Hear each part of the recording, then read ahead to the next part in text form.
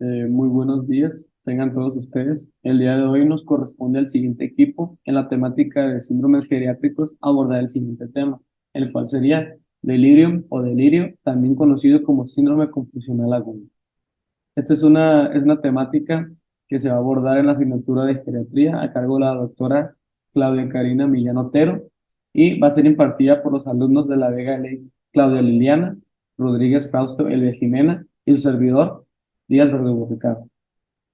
Dando inicio a esta ponencia, pues vamos a abordar lo que viene siendo el índice. En el índice vamos a tener los siguientes subtemas. Vamos a definir primero la enfermedad, hablar sobre aspectos epidemiológicos de esta, mostrar la fisiopatología, pues tratar de explicarla lo mejor y lo más comprensible posible, clasificarla en los distintos tipos en los cuales se puede abordar, dar un diagnóstico, o sea, cómo vamos a realizar el diagnóstico, establecer diagnósticos diferenciales porque siempre hay ciertas enfermedades en las que se tiene que sospechar cuando se habla de esto, lo que viene siendo establecimiento de tratamientos y finalmente el pronóstico para aquellos que se ven aquejados por esta enfermedad.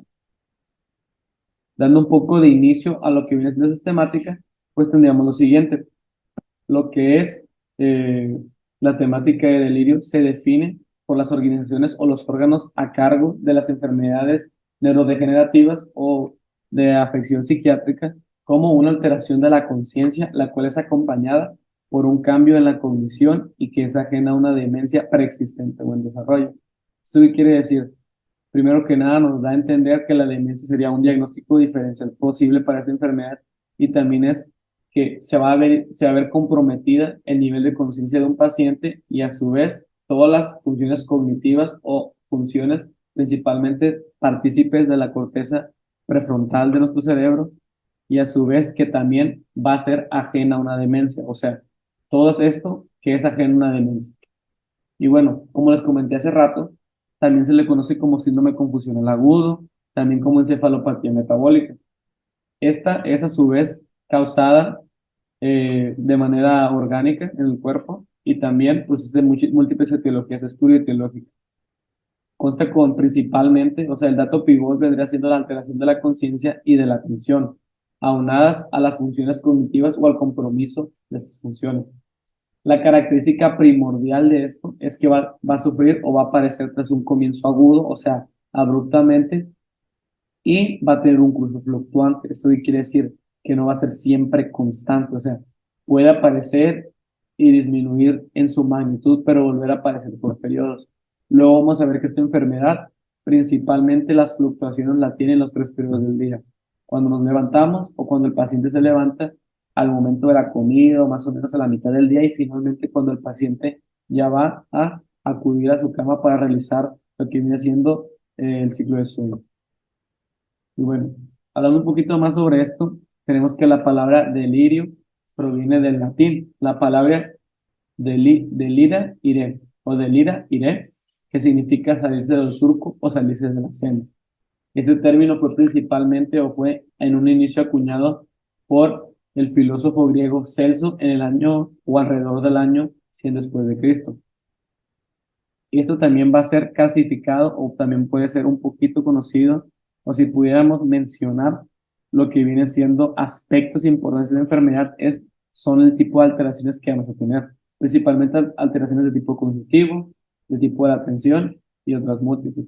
En las de tipo cognitivos tendremos que hay compromiso de la memoria, en la orientación temporoespacial del paciente, del pensamiento, lenguaje y la percepción de ideas. Y en alteraciones de la atención, vamos a ver que el paciente o la persona afectada va a batallar o va a tener una gran dificultad para centrar, mantener o dirigir la atención. O sea, no va a poder enfocarse en algo, por así decirse. También vamos a tener otras alteraciones como lo son las ilusiones, las alucinaciones, presencia de un estado de miedo o con alta agresividad, desorientación temporoespacial y trastornos en el ciclo de la vigilia-sueño o pues en la higiene del sueño. Aquí tenemos el A, B, C, D, E de esta enfermedad y aquí pues realmente son los criterios de los organismos presentados en el año de 2002 para poder establecer este diagnóstico.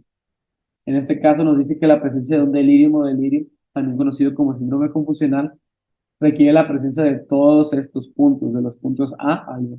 El primero sería una alteración de la atención, como lo mencionamos ahorita, dirigir, centrar, mantener, o incluso aquí le agregamos la desviación de la atención y también un compromiso de la conciencia, orientación, reducir el entorno. Continuamos con la alteración que aparece o que tiene un inicio abrupto, agudo, o sea, aparece de uno, puede ser en unas horas o en unos pocos días y constituye un cambio respecto a la atención y conciencia iniciales y la gravedad tiende a comportarse distinto de acuerdo al día, fluctúa en este caso. También va seguida de alteraciones cognitivas adicionales que pueden ser déficit de memoria, orientación, lenguaje, capacidad visoespacial y de la percepción. Posteriormente también las alteraciones de los criterios A y C, que son de atención y conciencia, aunados a deterioro cognitivo, se explican por una alteración preexistente, principalmente de tipo etario. O sea, esta afección va a ser prácticamente presentada en pacientes por un envejecimiento en las vías neurológicas. Y bueno, esto pues se ve de acuerdo a lo siguiente y lo último, que vendría siendo que en la anamnesis o la exploración física o los análisis de laboratorio o estudios de gabinete puede haber evidencias de una alteración que puede darnos una cosa fisiológica o externa, o en este caso posibles intoxicaciones o existencias de sustancias adictivas que podrían explicar esto o darnos múltiples etiologías. Bueno, dentro de los datos epidemiológicos tenemos que alrededor de 1% de la población mayor a 55 años presentan esta condición, de los cuales 20-40% de los adultos mayores ingresados a un hospital pueden presentar delirio en cualquier punto de su estancia. Y durante su estancia este número puede llegar hasta 56%. La incidencia aproximada varía entre un 10 y un 15%, la prevalencia a su vez del 10 a 40%, y va a afectar entre un 10 y 52% de los pacientes que se encuentran o que se les realizó una cirugía previa o se encuentran en un estado postoperatorio. La mortalidad en estos pacientes va a ser de hasta el 38% de acuerdo al deterioro en lo que viene siendo el comportamiento de ellos, y la mortalidad hospitalaria puede llegar hasta un 41%. Se dice que alrededor del 36% de los síndromes confusionales agudos pasan por desapercibidos. O sea, que va a haber una falta o va a haber un déficit en el diagnóstico de esta patología. Finalmente, presentando un poco de gastos, esto representa un gasto anual de hasta $2.500 por cada paciente, lo cual realmente es mucho. Dependiendo del país y de los casos presentados en cada país, pues este precio puede incrementarse hasta billones de dólares. Finalmente, para explicar en este caso sobre lo que viene siendo cómo se produce toda esta enfermedad, pues realmente tenemos que llegar a postulados principales. Esto es un trastorno idiopático, no hay una razón o un motivo, una circunstancia que lo propicie específicamente, sino que se debe a múltiples factores. Y todos estos van a juntarse y en un estado común van a causar esta afección. Está directamente relacionado con el envejecimiento y el deterioro de las vías nerviosas. También afecta principalmente a las zonas del cerebro, como lo son el locus ceruleus y la sustancia negra del mesencéfalo. Principalmente vamos a ver un deterioro en las vías de neurotransmisores, como lo son las vías de acetilcolina, dopamina, 5-hidroxipitamina, también conocida como serotonina, GABA o ácido GABA aminobutírico y el neurotransmisor glutamato. Como lo digo, el envejecimiento conlleva daños estructurales y metabólicos en esta condición, por lo cual va a existir un menor flujo sanguíneo cerebral, una disminución del metabolismo y una alteración en el funcionamiento de las células de la glía y de las neuronas productoras de estos neurotransmisores, los cuales se van a ver reflejados como una afección en las vías neurales, cualquiera de estas vías que les mencioné. También, esto nos lleva a un término que se conoce como reserva cognitiva. La reserva cognitiva pues nos va a dar tanto todo lo que son estos neurotransmisores en porciones específicas del cerebro, ya sean estas dos que mencioné ahorita, que son el locus ceruleus y la sustancia negra, o también como lo son los tálamos o la corteza prefrontal.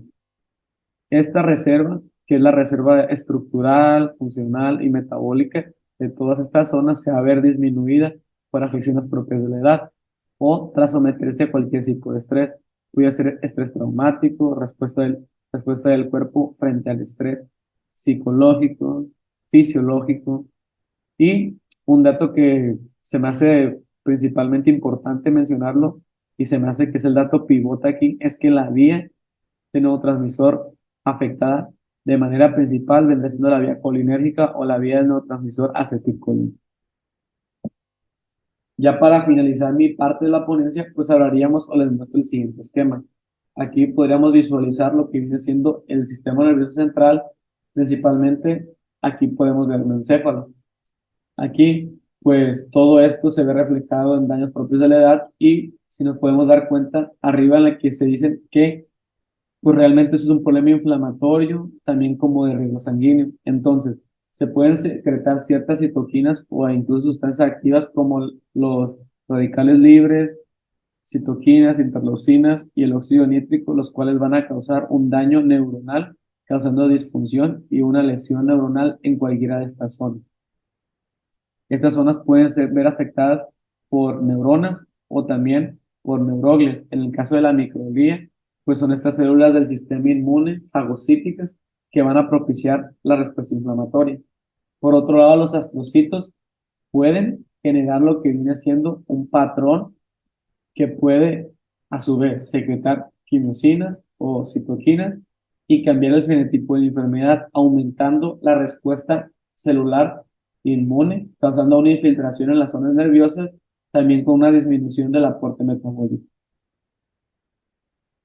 Abajo tendríamos lo que viene siendo disfunción endotelial o disfunción vascular. Aquí pues sí, puede ser una afección directamente del endotelio o de la barrera hematoencefálica. Aquí pues lo que disminuiría es el riesgo y también aumentaría ciertas sustancias que ya no son selectivas a su entrada al encéfalo y esto va a causar una disfunción microvascular y va a causar a su vez una insuficiencia metabólica. Todo esto va a generar un deterioro en las vías neurales, causando daños en la sinapsis y en lo que viene siendo la unión entre células junto con la sinapsis previamente mencionada, ya que esta es su comunicación. Se va a reducir la integración de todas estas vías cerebrales o encefálicas, lo cual va a causar delirio. Finalmente, aquí tendría lo que viene siendo dos de las causas que más, o dos de los apartados más importantes que se me hace mencionar. Entonces aquí vemos las distintas zonas y vemos cómo se engloban. Pero aquí en lo que viene siendo la parte de arriba, podemos ver que esto puede ser causado por sustancias exógenas o drogas, como lo son los sedativos GABAérgicos, drogas anticolinérgicas y antihistamínicos H2. Esto va a causar un desbalance en los niveles de neurotransmisores corporales y a su vez esto va a afectar a la formación reticular ascendente, que es la que se encarga de regular el ciclo de sueño-vigilia, lo despierto y lo dormido. También las activaciones talamocorticales que dependen principalmente de acetilcolina y las integraciones en las funciones mentales superiores en zonas corticales que dependerían principalmente de las monoaminas, entre ellas la principal noradrenalina.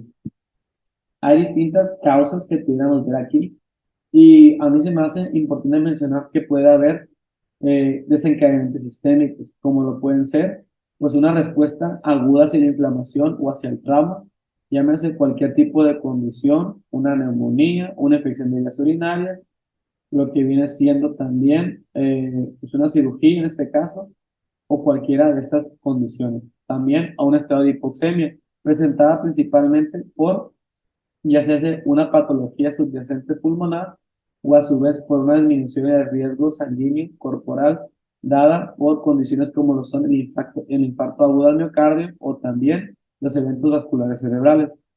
Aquí pues se va a reducir lo que viene siendo el flujo sanguíneo, causando un estado de shock y una perfusión que se va a encontrar desbalanceada. Todo eso también a su vez puede ser causado por desbalances metabólicos, como lo viene siendo una hipo, hiponatremia o una hipoglucemia, cosas muy comunes en la sociedad. Por mi parte, esto sería todo y los dejo con el siguiente compañero.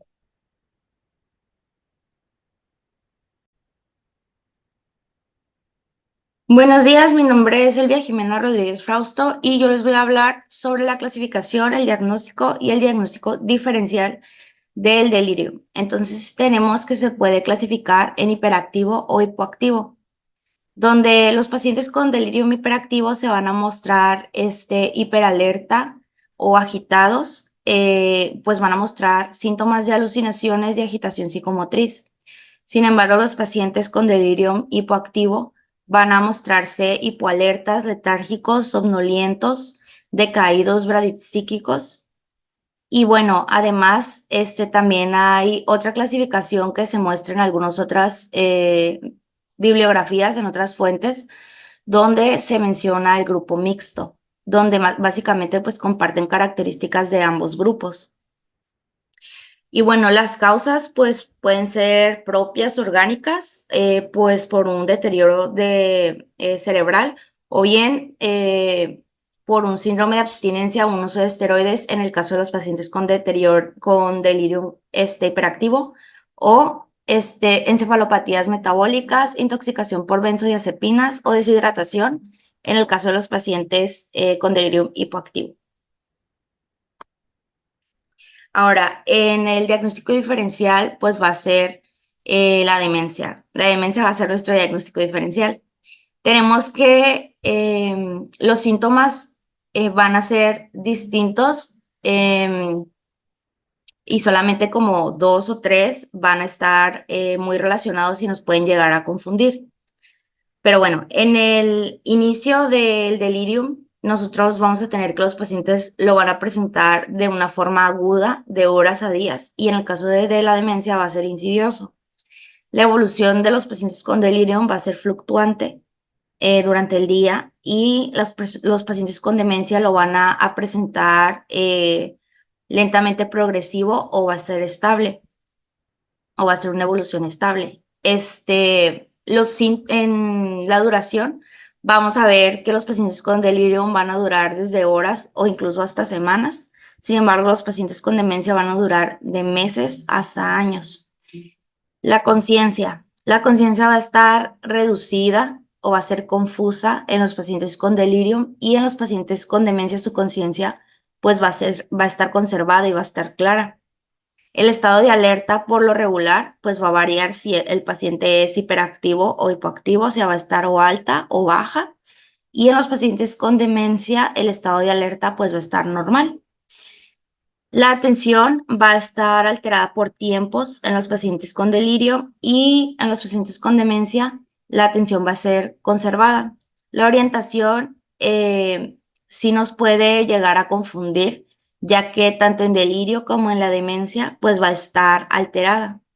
Sin embargo, la orientación de los pacientes con delirium pues va a ser algo reciente en comparación de los pacientes con demencia que va a ser progresivo, o sea, va a ser de poco a poco esta orientación alterada que van a presentar. La memoria es alterada de forma reciente y en la demencia va a ser progresivamente perdida.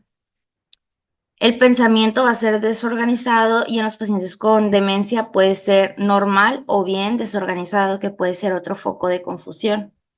El habla puede ser incoherente, rápida o lenta, dependiendo si el paciente va a tener delirio hiperactivo o hipoactivo o mixto. Y en los pacientes con demencia, más que nada va a haber una dificultad para encontrar las palabras. El ciclo del sueño siempre va a estar alterado en los pacientes con delirio y en los pacientes con demencia, por lo general va a estar más que nada fragmentado. Y pues signos físicos sí van a estar presentes en los pacientes con delirio y en los pacientes con demencia se van a encontrar ausentes. Ahora bien, para hacer el diagnóstico de delirio tenemos básicamente este esquema donde nosotros vamos a tener la sospecha de un paciente con delirium si éste muestra trastornos de la conciencia, cambios de la cognición, síntomas y signos que se presenten durante cortos periodos de tiempo, una fluctuación en los síntomas y signos durante el día.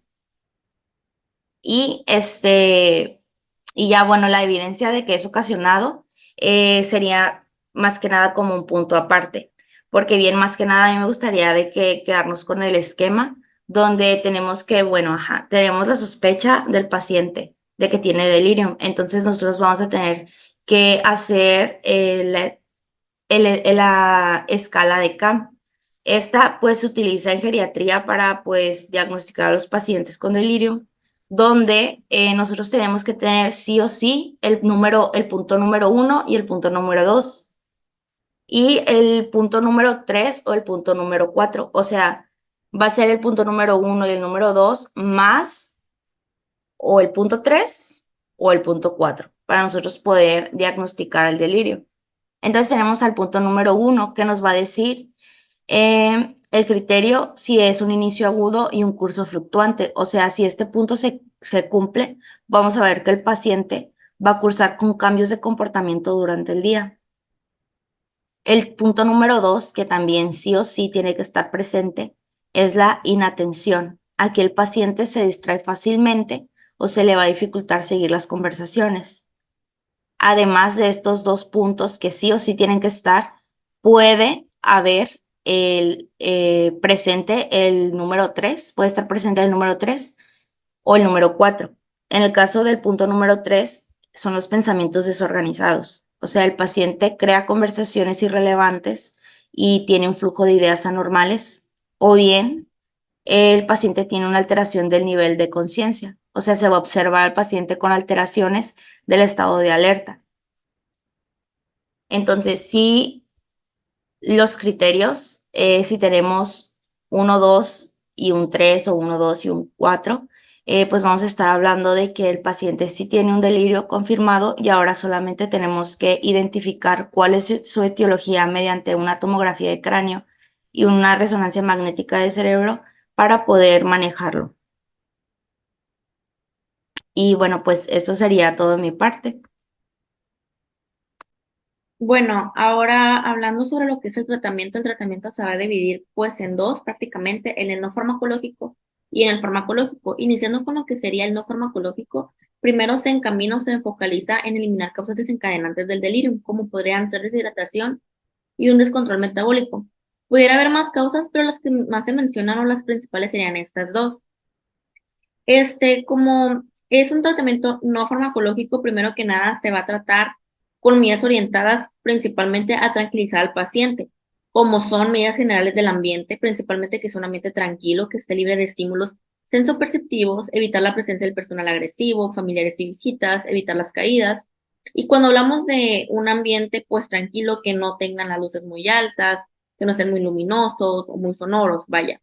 También evitar lesiones como caídas, broncoaspiraciones, evitar las sujeciones, utilizar guanteletes, barandales, tener una administración correcta y cuidadosa de alimentos para el adulto mayor. Ahora hablando sobre lo que sería el tratamiento farmacológico, se nos menciona el empleo de neurolépticos típicos con acción sedante. En este caso, el que más se nos menciona sería el haloperidol en gotas de 0.2, 0.3, 0.5 y 1 miligramo cada 24 horas, que sería el que se muestra en pantalla. Se menciona también que en casos extremos se puede administrar 5 miligramos de haloperidol intravenoso.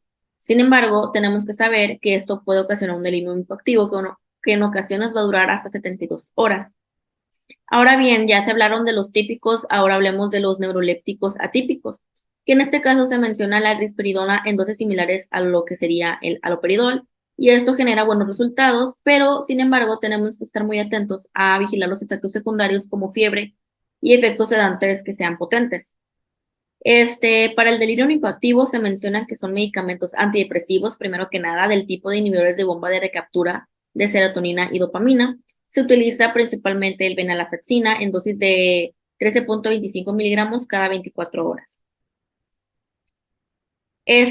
También se menciona que de aún así, aunque tengamos nuestro tratamiento farmacológico, es preferible el emplear aún así las medidas de sostén, como ya los mencioné anteriormente, tener una buena hidratación, tener una alimentación por sonda, control de infecciones, evitar broncoaspiración.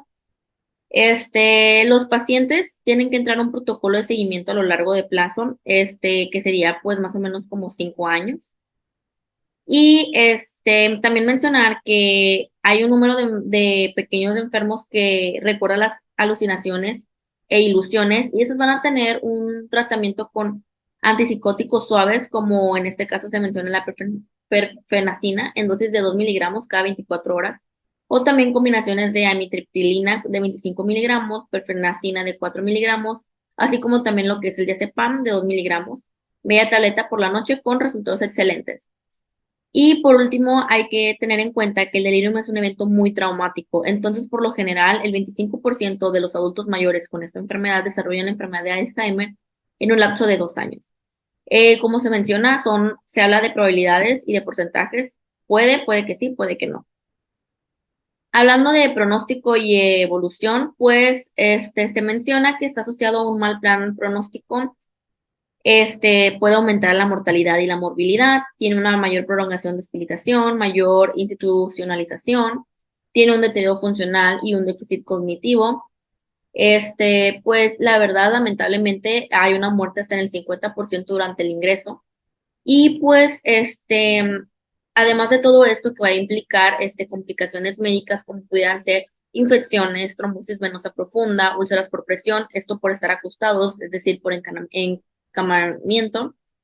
Y pues decir que el delirium tiene un peor pronóstico que aquellos que tienen algún déficit cognitivo de base, debido a que pues este problema es aún mayor, ¿no? La duración media de los síntomas va a ser de una semana, con tratamiento, aunque en ancianos puede tardar hasta más de un mes, ¿no? Y eso sería todo de nuestra parte y pues muchas gracias por su atención.